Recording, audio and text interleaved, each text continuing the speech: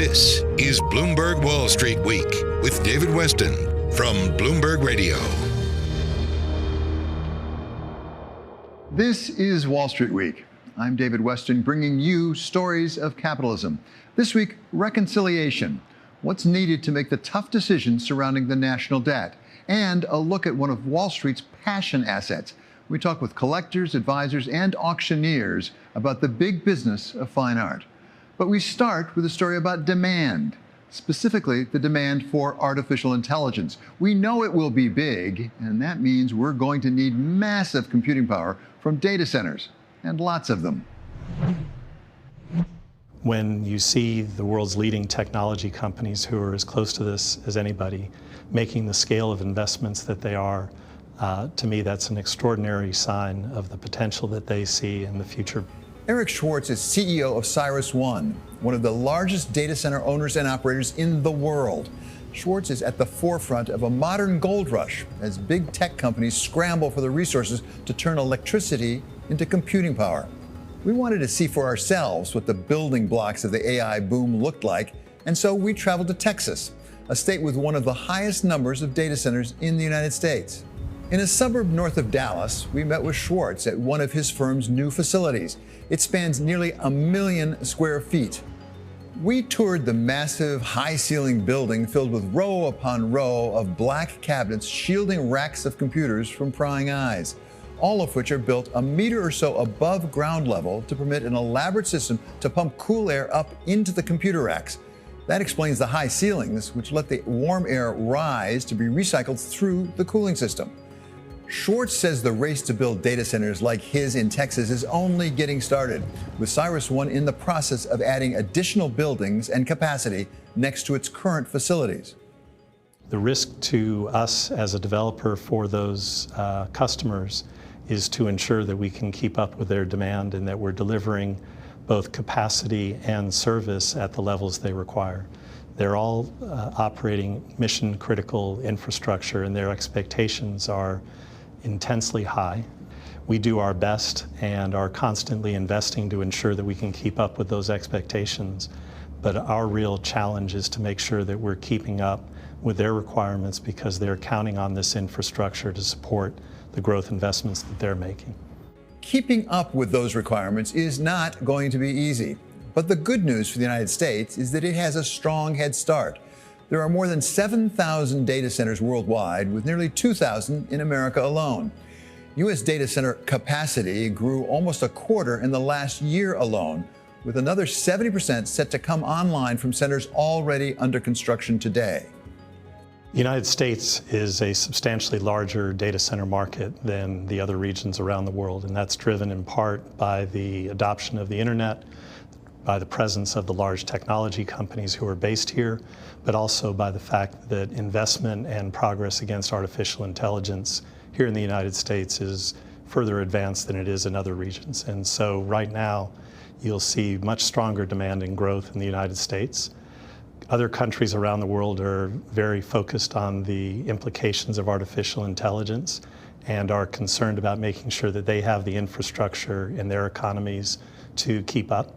And so we're seeing and will continue to see efforts by other countries around the world to support that type of infrastructure in their countries to support their economies and their growth. Valdemar Slezak is KKR's global head of digital infrastructure. His firm is making big investments in data centers, including when it teams with global infrastructure partners to buy Eric Schwartz's CyrusOne for $15 billion back in 2022. Like Schwartz, he sees big opportunities coming in Europe and in Asia. The U.S. is definitely, at least from our perspective, well ahead in terms of the deployment of AI, and I think it is a strategic element of, I think, the growth going forward.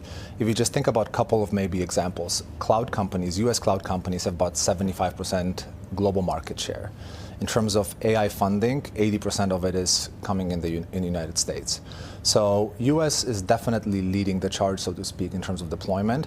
But I think we see the same similar playbook being applied in Europe and in Asia Pacific. But just to try to quantify the scale of it, U.S. data center market is about a 15 gigawatt market, growing to 40 gigawatts.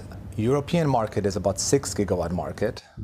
likely going to triple or quadruple over the next 4 or 5 years to 20 gigawatts. And then Asia Pacific, ex-China, is on a similar trajectory. So the scale is really different between US and those other markets. Meeting that growing demand for data centers will not be easy. There are a host of potential hurdles that people like Christine Wood, head of the data center practice at Burns & McDonnell, are finding ways to overcome. We're looking at water availability, connectivity, location, demand, latency, and then we secondarily look at like the regulations, whether or not they have appropriate zoning requirements, tax incentives, and really if it makes a business sense to be in that specific location. And then once you go into more of the design and construction, what we're starting to see and what we have been doing, especially with our construction arm, is that we really want to get ahead of some of the labor and craft labor shortages that we see out on site. And so we are designing data centers that are more modular, have skid, are able to work within the craft shops of these different self-perform contractors so that we can deploy these data centers more rapidly and on a scalable basis. But as big as those obstacles may be, the biggest by far is finding the electricity the centers require, with Goldman Sachs estimating that they already consume 1% to 2% of all the power supplied worldwide, and that number could double by the end of the decade. Power is becoming the long pole in the tent to be able to find a data center site. And so it really starts with that is the power puzzle that we're seeing associated with the data center sites. And so when we're walking through looking for great sites and supporting our clients on the site due diligence side, is we're looking for power as the #1 item. For data centers and their clients, having enough power is necessary, but not sufficient. The power also has to be there without fail and without interruption of any kind. No excuses. The infrastructure that's operating here needs to be available 24 hours a day, 365 days a year without interruption. So where it starts is that for all of the equipment that we have deployed here, whether it's the battery banks, whether it's the cooling units, all of that, there's always a backup for that equipment in the event that something were to fail. And things always fail, and you need to have a backup to ensure that you don't have an interruption. That backup at CyrusOne's new Texas facility means layer after layer of redundancy. The facility gets power straight from the grid, but if that fails, batteries located behind the data center kick in. Those batteries are kept fully charged by a series of generators, which are constantly running, and if all else fails, behind the batteries are a row of equally large diesel-powered locomotive engines. If a power outage lasts beyond the life of the batteries, the engines take over to ensure there's nothing to stop the center's operation, including its elaborate cooling system, no matter what the problem. Eric Schwartz says this unprecedented need for reliable power goes beyond just finding out where to get it and how to make sure it's uninterrupted. It also demands an upgrade of the entire way we generate and distribute power in the United States and elsewhere. So data centers are effectively technology factories, and like any factory, we draw power to operate the factory. And so the challenge and the work that we do is to work very closely with the utilities and the grid operators to identify the right locations where we can connect to that power and ultimately deliver it to our customers. And this requires work, and it requires a lot of collaboration. But the United States in particular, but then other countries as well, are investing in growing their power infrastructure, not only for scale, but for sustainability. And we're very focused on making sure that we're locating in the right places. Ultimately, what we think is it will require a comprehensive solution. So the technology companies themselves are large consumers of course, this infrastructure, but that's not the only demand driver. It's also onshoring, it's electrification. So there's other, what I would say are great signs of economic progress and growth in the United States, and we should be really proud of that. But it requires a new investment in generation and in transmission, right? It's something that we really haven't seen over the last 20 years. So if you look at the US grid over the last 20 years, effectively stagnated in terms of the demand growth at about 4,100 terawatt hours. What's really interesting, there has been an interesting energy transition during that time. We've decommissioned a lot of coal plants, That's dropped by 65%. We've increased generation from natural gas by about 170%, and increased generation from renewables. And so the grid itself has really gone a very positive transformation. And so what do we think with this level of growth? The expectation is that the demand side of energy will have to go up at a 2 to 3%, which is really different than what the industry had seen over the last 20 years. And so we require a new generation to be developed and likely increase investments in the transmission infrastructure to help enable this. And I think from our perspective, we believe that, again, this partnership could really create a powerful solution. The source of the energy used to power data centers has become a key part of the equation. At a time when the world is trying to wean itself off of fossil fuels, it raises the question of whether meeting the demand will come at the cost of warming the planet even further, something that those commissioning new data centers have very much in mind. We continue to see our clients have a lot of sustainability goals around renewable and green energy, which is really, really great to see. And so with that, you also want to think about where that capacity is coming from. With renewables, solar and wind come on and off the grid because the sun's not always shining or the wind's not always blowing. And so a lot of times, some of the other power generation plants, especially nuclear, they can't ramp up and down on the grid like solar and wind can. And so you actually have some capacity available at some of these nuclear power plants in order to serve some of these data center customers. And then data centers also are a really good marriage for that nuclear plant because they have a constant load. CyrusOne's customers are demanding that it find more ways to get power from sustainable sources. But the company's owner, KKR, is seeking the same, not just for CyrusOne, but for its infrastructure investments overall. A spike in power demand, what does that mean for the climate? Because at the same time, we were trying to get away from fossil fuels to try to save the climate. How do you put those two together? We're obviously a huge investor in energy transition, and we're big believers in that. I don't think that those are necessarily mutually exclusive. It's part of a comprehensive solution. So, as I just mentioned, investments in generation, effectively decommissioning coal plants, investments in natural gas plants, those are not only things that help affordability, but also energy security. So we believe, as you know, through our portfolio, we've been a very large investor in renewable. We have 10 renewable platforms across the globe, invested over $34 billion in sustainability since 2010, and we think that's an important part of this solution. You're listening to Bloomberg Wall Street Week with David Westin from Bloomberg Radio. This is Bloomberg Wall Street Week with David Westin from Bloomberg Radio. This is a story about reconciliation, something we may not set out to achieve, something we might even resist as long as we can, but something that most of us end up coming around to in the end. Reconciling with one another today for the sake of what our children need tomorrow. There's no shortage of issues, important issues, for us to disagree about, like whether our economy needs the government to tax less, cut taxes very substantially, and create a great economy, or spend more. First-time home buyers with $25,000. Or what we should do about our southern border. Allowing these millions and millions of people to come into our country and look at what's happening to the towns all over the United States. We have a broken immigration system and we need to fix it. Every year in the mountains of Colorado, the Aspen Economic Strategy Group gathers leaders from business, government, and academia to find common ground on important issues like these, seeking to use evidence about the effects of policy to resolve policy differences and to bring us closer to that reconciliation we all need. So we went to Aspen to speak with the group's executive director, Melissa Carney, who said that today, reconciliation faces a unique threat. What's really interesting and I think challenging is our country is definitely facing a reconsideration of an economic paradigm.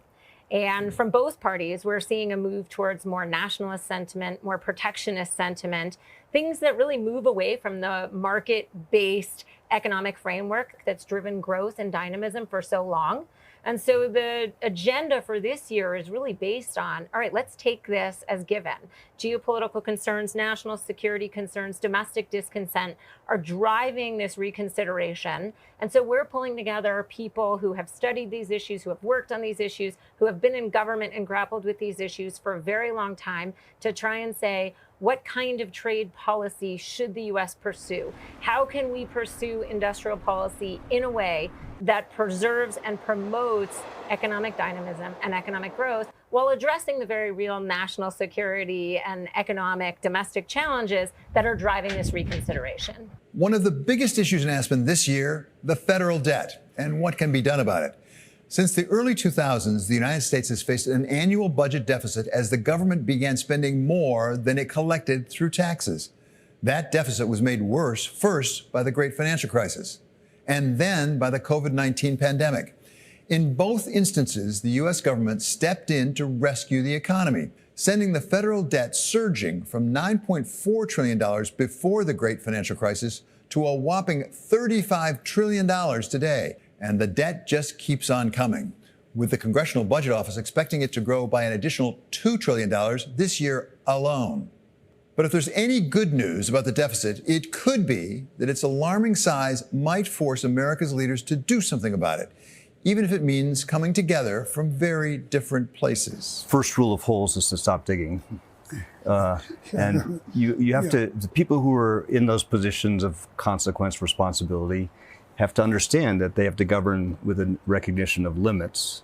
Tim Geithner served as Treasury Secretary in President Obama's decidedly Democratic administration. But when it comes to the federal deficit, he's not far away from former Republican House Speaker Kevin McCarthy. You got to do something with the debt. You can't maintain. Because what we did when COVID had, and you look in just hindsight, we didn't know what was going to happen. So we upped the spending knowing what was coming out. But Congress never pulls it back. You've got some entitlements that are so critical, but you want to sustain those and be able to, so you got to deal with it now, but you got to do it in a bipartisan manner. Otherwise, one party attacks the other. Like McCarthy, Tim Geithner sees bipartisanship as the only way to address a problem that's only becoming more complicated with each passing year. In some ways, it's a much harder challenge because we're going to have to spend more in defense. And because we have an aging population, it's going to be more expensive to give them health care over time. And so we're starting from a very bad place. They're going to have to make some trade-offs. And of course, these are things you can't do on a partisan basis. You know, one of the great strengths of what Hank has built here is, you know, you do get people from different parts of the political spectrum who disagree on fundamental things to come together and sit there and listen to people with deep expertise, to debate hard things, and to try to recreate a place where you can have hard, pragmatic conversations about those tough trade-offs ahead. The Hank Geithner is talking about is his predecessor as Treasury Secretary, Hank Paulson, who served under President George W. Bush. Paulson agrees with both Geithner and McCarthy that the debt is a big problem, but he also sees a silver lining. I would say, so I get asked all the time about the economy, and I say, listen, don't ask me about when the Fed's going to cut interest rates or what have you, because we're in a great spot here. But the one thing we know, the big cloud on the horizon, is our federal debt. It's unsustainable, and if not checked, it's ultimately going to destroy our prosperity, which is going to undermine our security, which is rooted in our economic strength. And so the way I think about it, if you want to look at the dark cloud, right, on the negative side, that so many of us who've talked about the deficit for so long, it looks like we're crying wolf, right? And so politicians in both parties sort of are ignoring it, right? But the longer we wait, the more expensive it's going to be and the more dangerous it's going to be to clean up this mess before it strangles us. And so again, but that's the bad news. Now, what's the good news? The good news is we're a rich country, right? There's a lot we can do if we start working on it right away. We're going to need both revenues, we're going to need taxes, and we're going to need spending cuts. And people on each side don't like to hear that. But there's plenty of ways we can raise revenues and not impede growth by just closing preferences and loopholes in the tax code, And believe me, you can't deal with this without dealing with entitlements. But you can clearly deal with entitlements through means testing and other mechanisms while protecting those that need it the most. So we can do both. If Hank Paulson says we can get there, many of us will believe him. He helped lead us out of the great financial crisis, after all. But even if we have a sense of where we need to go, what are the steps between here and there? Paulson says part of the answer is having a Treasury Secretary who has the trust of the president and, ultimately, those on both sides of the aisle. The number one priority is, first and foremost, develop a relationship of trust with the president. Because Treasury Secretary sounds like it's a very important position, and it is, but all the power really comes to what's delegated by the president, and then the relationships they can build on both sides of the aisle, right? So what you have to do is you have to convince Democrats and Republicans, come up with ways to bring them together.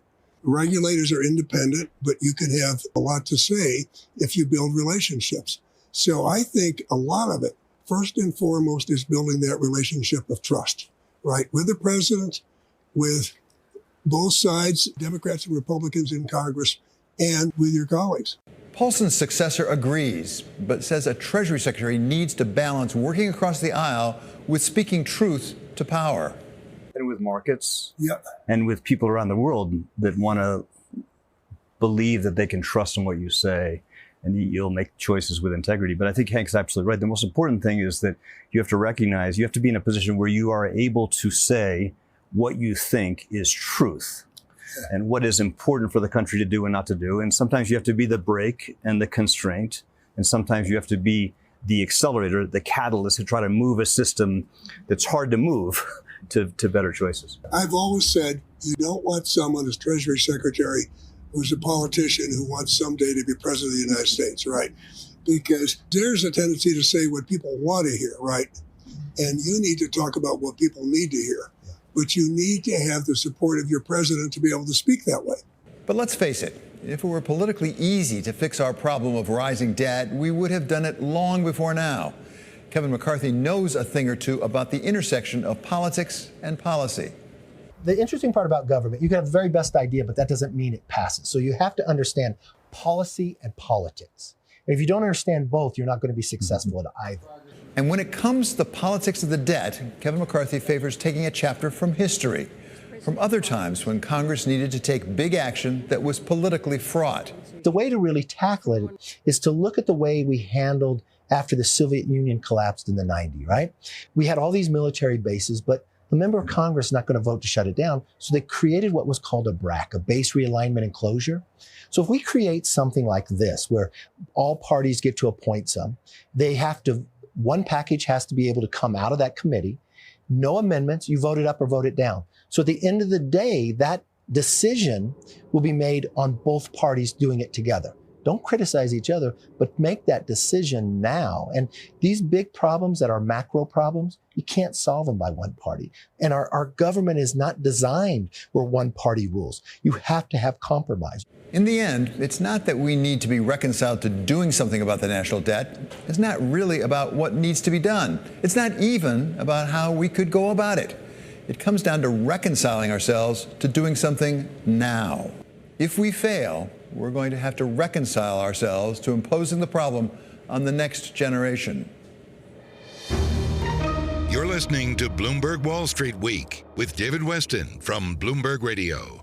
This is Bloomberg Wall Street Week with David Westin from Bloomberg Radio. Ladies and gentlemen, of course, a warm welcome to our 20th Century and Contemporary Art Evening Sale. This is a story about investing in our passions. For many, art is a passion, but it's also a big business, one that generated over $65 billion in sales last year. And at the core of that business are people who buy the art, people like Peter Krause. Remember, these pieces of work, or these assets, if you want to call them that, they don't produce an income. They don't have a coupon associated with them.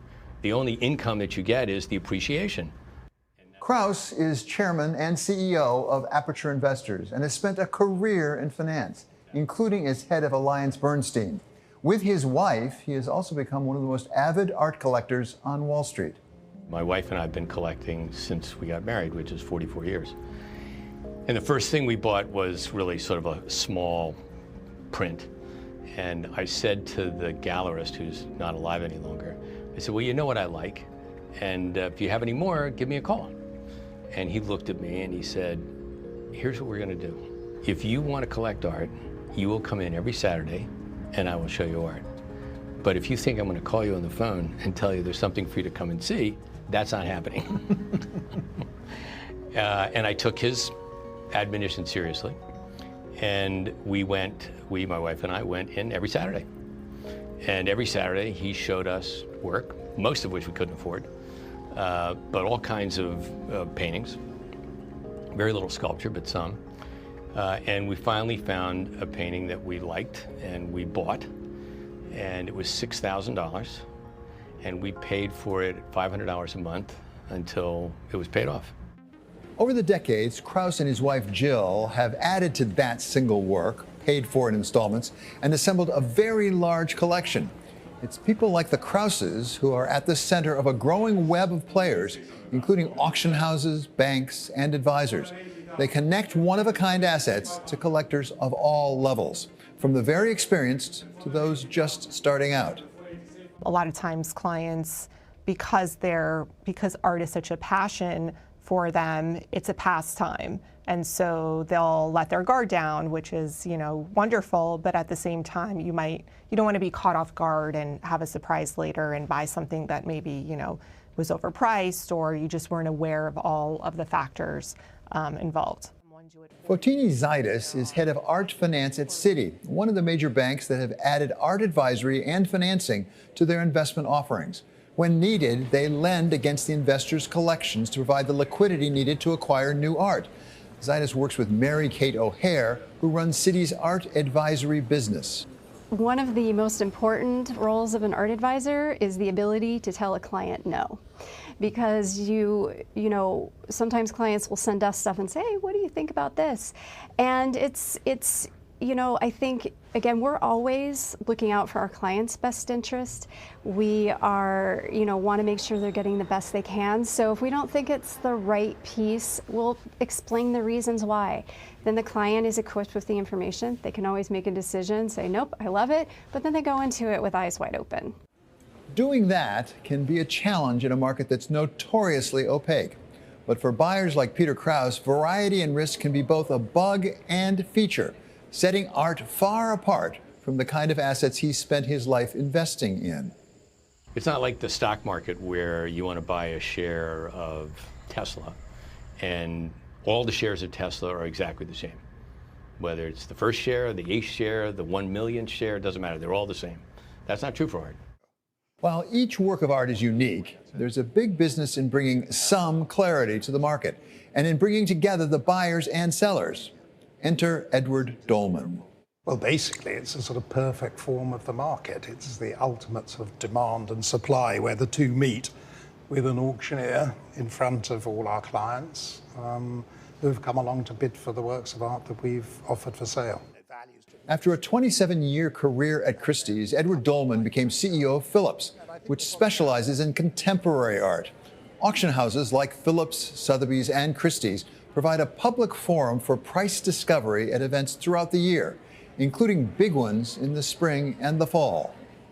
So the art business is essentially driven by this auction machine, but round it is a huge sort of ecosystem of galleries and collectors and museums and art institutions. So we're a big community, but I do think the auctions are probably at the heart of it. And we can open up with good interest on the phones, in the room, and online.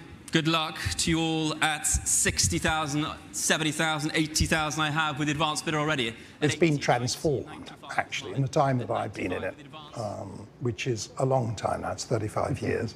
When I first started, the market was opaque, to say the least. The only people that had any pricing information were the auctioneers and the dealers who attended the auctions and wrote down all the prices in their catalogues. And I think the biggest transformative event in our world has been information and access to data. So really, the market we see now, what's so different about it is the access to information that everybody has who's in that room, competing, whether they're in Asia or South America or Europe or America, they have access to the same information.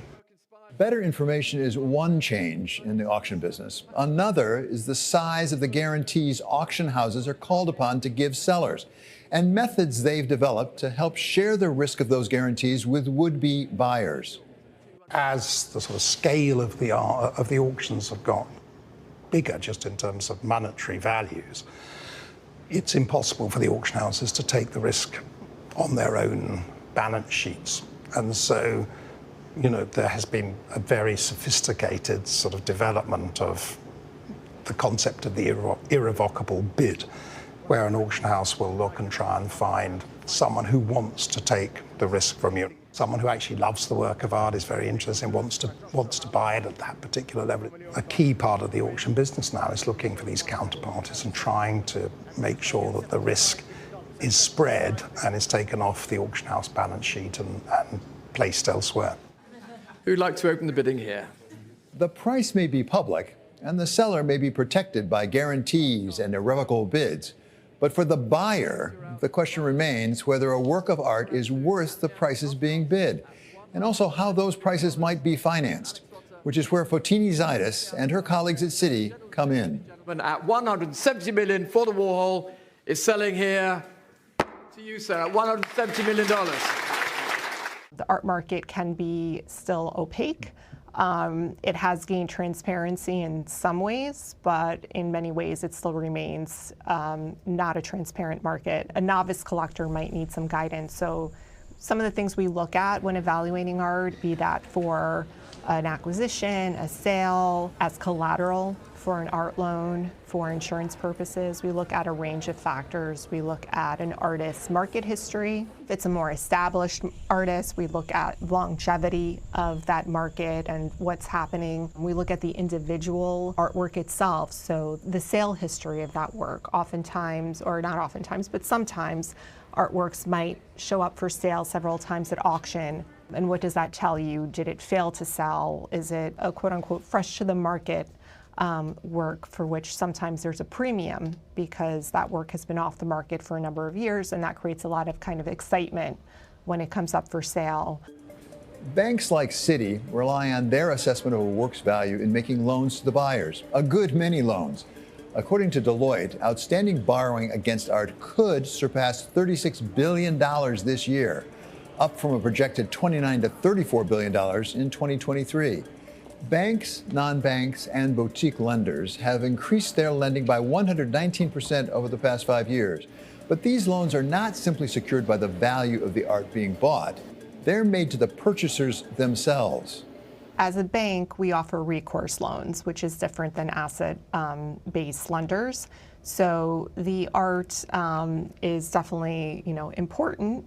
And that's why the clients are able to typically live with the art on their walls. So we don't take possession of the art. So clients keep it in their homes. Typically, the art can appreciate in value, and they can take that capital and put it towards other investments, purchase more art, various purposes. But it is primarily based on the client's financial picture. There are asset-based lenders out there for sure that are competing. However, it's a different model, I would say, because in some cases they may have to take possession of the art. Typically, the rates would be higher than what a bank would offer. As borrowed money becomes a bigger piece of the puzzle, it also means that now, more than ever before, the fortunes of the art industry have become more closely tied with interest rates, which may help explain why overall art market sales were down 4% last year from the year before. You can actually look at the growth or contractions in our market and get a better understanding of the relationship of art and finance. And I think it reflects a lot of the lending that I was talking about, the sort of explosion in terms of lending against works of art. The interest rates on those loans have become a more and more significant player in our world. So whilst the stock markets have done reasonably well over the last couple of years, the art market has felt a little bit of a decline, and I think that has been driven largely by interest rates and significantly higher levels of interest rates we have now than we had for a long time between 2014 and sort of 2022. 14,900,000. Today, the art market is larger and more transparent than in the past, and it's interwoven with interest rates and financing and expert advisors. But in the end, whether you're an art investor, a collector, or something of a mix of the two, the value of your purchase depends in part on whether it will resonate through time. In the media more generally, we follow certain phenomena that rise up, and all of a sudden there's a great deal of interest in a certain artist or a certain form of art, sometimes which goes away. From your experience over quite a few years in this business, can you discern the difference between a fad and a trend? It's a very good question. I don't think I can. That's the truth. I think it's impossible. I literally think it's impossible. I think that if you were to ask yourself the question, if you went back to Renaissance times and were in Leonardo da Vinci's studio and he was painting the Mona Lisa, would you have known? Probably hard to tell. But fortunately, for a true collector like Peter Krause, it's not about predicting where the market will go. As a collector, the key issue is trying to unlock the language that the artist is using to communicate their feelings or whatever they're putting into the art. And it's trying to figure out that language. That's the mystery to me. And where you figure out that language, then all of a sudden you see what the artist is doing. You may not like it. It may not speak to you. But if it does speak to you, if that language is something you read and it does excite you and it moves you, that's interesting. For the true art collector, as for the true artist, maybe it doesn't matter how many people are moved by a piece. One can be enough. That does it for this edition of Bloomberg Wall Street Week. I'm David Westin. Stay with us. Today's top stories and global business headlines are coming up right now.